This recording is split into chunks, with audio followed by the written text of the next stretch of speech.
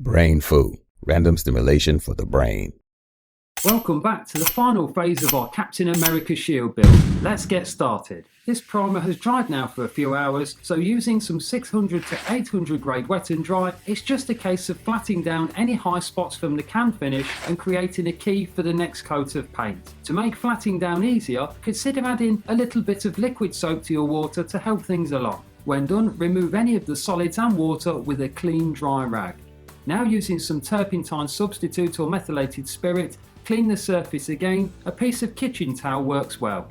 Then flip the shield over and clean out any dirt that you may have inside the threads. Screw in the bolt-off cuts we saved earlier before cleaning the rear of the shield. We can now add some silver paint to the shield. Any decent alloy wheel paint will do the job, but a lightish colour of silver shows up best when we add the red and the blue in a moment. I managed to get this large can of wheel silver for about £4 at a local auto store. Apply about 3 to 4 thin layers so that you end up with a nice thick layer at the end. Normally this means allowing 3 to 4 minutes of drying time between each layer, but instructions will be printed on the side of the can. And don't forget to paint those edges now and again, not just the top surface. And when that's done and hardened off completely for a few hours minimum, place a soft rag under the front face and repeat the process for the rear. After you've left that to cure for 12 to 24 hours to fully dry, you should already have something that's starting to look quite good. Now it's back out with the wet and dry, this time about 6 to 800 grade in soapy water as before.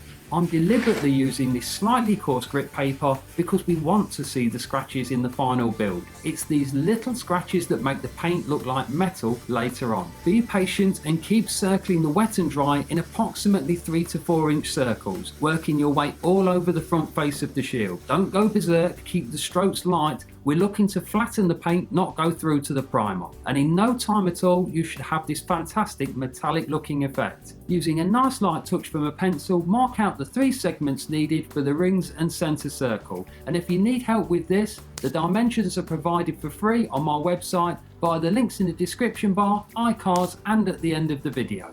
Bring the compass out again and carefully and lightly mark out all 3 circles until they are just visible. Again, don't go crazy. Making the lines too dark may mean that you can see them at the end of the build and you don't want that. Now I'm masking inside the lines of the second silver ring with some automotive detail tape. This 6mm tape is cheap for large rolls on eBay, but if you're on a budget and have some spare time, you can make some by cutting insulation tape down its length with a craft knife. With that done, repeat the process for the top inner blue circle, then make sure it's all pressed down without any lifts or creases. When you're happy with that, mask off to your silver circle and the top blue circle with some standard decorator's masking tape and some scrap paper. Before any painting can take place, gently clean the exposed silver of any dirt or grease that it may have picked up from your hands whilst we did the masking. Finally, we get to apply some colour, and by far the best paint is this Duplicolour Metal Cast Spray Paint. Not only does this go on better than any other paint I've tested, but it has a slightly anodised see-through quality, so you will still be able to see the detail of the scratches in the silver underneath. The colour is also vibrant and realistic. Again, be patient and build up the layers exactly as indicated on the side of the can until you're happy with the colour. When that's done, you can peel off all of the masking tape, and who doesn't love that? Be patient and be careful. Don't dig any fingernails into the fresh red paint as you get started. You should now have very clean lines and the colour will really start to pop and contrast against the silver underneath. Depending on weather conditions, the red paint should be hard enough to mask again in 4 to 6 hours. And then we're going to mask everything but the centre circle, not forgetting to clean the surface before we paint as well. Then it's back in with the blue paint, again using the blue Duplicolour Metal Cast brand that we saw earlier.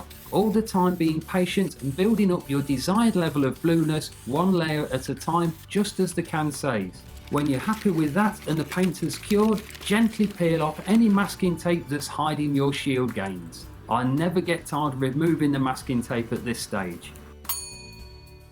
It's back in with the wet and dry one last time in our quest for the ultimate finish. Here I'm using 1200 grade, again with some soapy water in the same circular motion that we used before.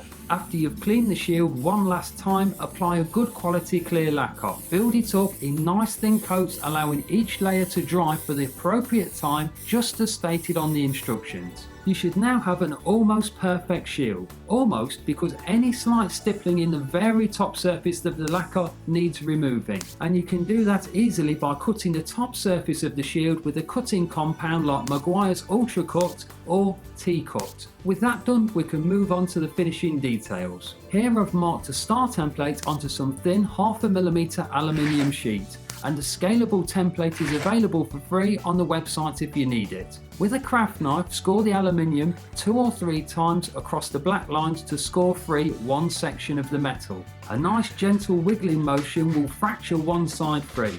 Then just repeat the process for the other side and the remaining sides of the star. With that done, add decoration lines with a marker pen. Use the template as a guide and score each line in turn before sanding both the front and the rear of the star with some wet and dry. 600 to 800 grade should do it, and I like to sand each star point outwards to add a little bit of extra detail. The front edges and any burrs can then be removed with some gentle filing before treating the front face of the star to some clear lacquer. When dry, mix up some epoxy resin and spread it onto the rear, being careful not to get too close to the outside edge. We don't want it squishing out if we can help it. Now place it on the front of the shield and weigh it down with something that won't scratch your shield. Another alternative is to place your shield in the mould we made it in with some weight on the rear. That way, when you take it back out later, you should have a perfect result. The handle is dealt with by using a small offcut of 1-inch aluminium strap. A few simple bends, roughly the same size as the smallest fixing point on the rear of your shield, takes care of the all-important front grip. Now we can cut free the handle from the remaining aluminium strap, and any sharp corners can be cut off while you're at it. Likewise, any burrs are removed with a file, and I'll round things off for a nicer finish as well. There we go, something that looks half right, although it's a little thin, but we'll take care of that in a moment. Next, drill some holes in your handles that are just larger than the threaded bolts that we will use for fixing it. And here they are now. This is an M6 button head screw, just slightly longer than we require. As you've already guessed, we're going to tighten the handle down now, making sure that the screws are long enough to go into the T-nuts underneath, but not so long that they're going to bottom out into the fiberglass itself. And a drop of thread lock or nail varnish on the threads will stop this vibrating loose later on. With that done, offer an old bolt into place, already looped through itself so you can mark the holes in the correct location. Cut off the excess belt and save the offcut, then neaten up the end of the belt. Fix the belt into place as we did before, but this time with some washers for added strength.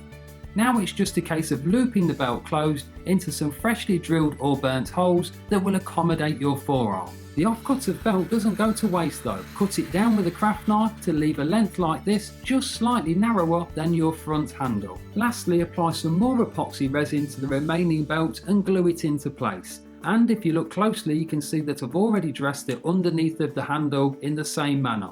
To hold it all in place while it dries, rake the peg bag and keep adding them until there's no gaps or lifts left. And for the ultimate finish, apply some decent auto polish to really bring out that shine. And there you go, done. A superb, lightweight, strong, comfortable Captain America shield with nice details and very strong colours. Well, that brings this video to a close. To see some of my other projects, download free templates or get links to the materials used in this project, click the links here, the iCards or in the description bar. Don't forget to like or subscribe. Thanks for watching.